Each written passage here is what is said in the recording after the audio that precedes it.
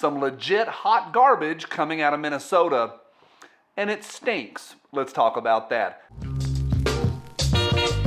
Hey guys, as always, a big ka-choo-choo and a shazam to each of y'all. Got a 3-pack for you today, and maybe a question for number 3. Want to check in with y'all and see if y'all have heard anything on it. The second one, a bunch of y'all have asked me to mention it, and the first one is a bunch of hot garbage. It stinks. It's coming out of Minnesota, and I think we need to pay attention to it. Just for a minute, won't take long, but by the end of this, you'll be up to date with this 3-pack here on a Thursday. So buckle up, here we go. This episode is brought to you by my friends over at Hidden Hybrid Holsters. This is my personal. It's AIWB, single clip with a claw. Why do I like it? On the back, Amish leather, and the back is suede, so that kind of locks it in up against your t-shirt, and it won't slide around, but the other side is really smooth, really nice in and out on that one. I love them, been using them for years. I think you will enjoy them as much as I do. There's, of course, a lot more to it, but that's an overview. Big thank you to the folks at Hidden Hybrid Holsters. Check them out. Have yourself a good time. 13 is the number of reprintings of these. They're back. I just ran over there and checked. They're ready to roll out the door. They don't last long. 13 printings of that angry little dude with an old school AK and an old school AR. Also, these have been out of stock for a year, thanks to the you know what. Back in stock, a lot of TriStars, so have yourself a good time over there. You know where the link is. All right, got a three-pack for you. I know that you're going to leave a response and go, yeah, shocking, the media is hot garbage. We know this, but we need to pay attention. And I think this is a good one just to see it in black and white and see it with your own eyes.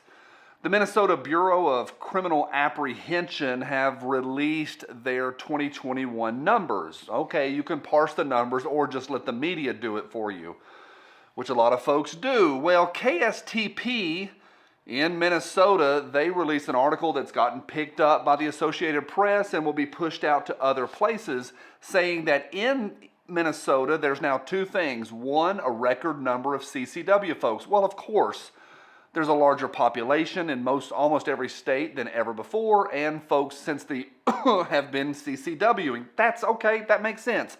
But the next one, they say this, they report in KSTP that 1% of CCW holders, 1%, that's a lot, committed crimes in 2021, documented committing of crimes. And I saw that, I was like, no, I don't think so. That seems a little on the high side.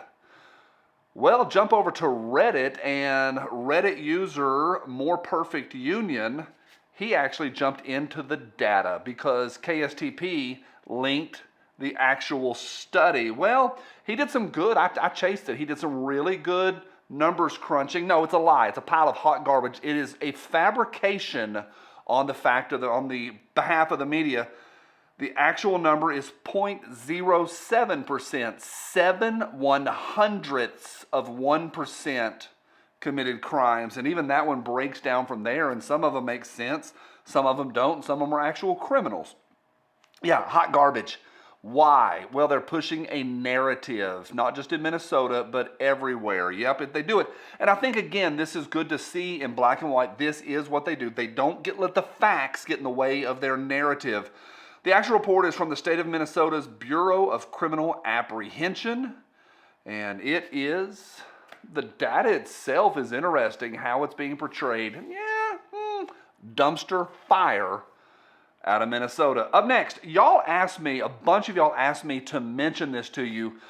And the interesting thing, we go back to Reddit again. If you're not a Redditor, it's a large, large group. And when you get one person making a comment, okay, not so much. The last story one person did, but he had really good data. But somebody's narrative, their own story, their own anecdote, not so much. However, in the subreddit NFA, a lot of people have been reporting, a serious number have been reporting that their Form 1s with the AFT have been disapproved to the point where a lot of folks have picked this up and been talking about it. John Crump talked about it.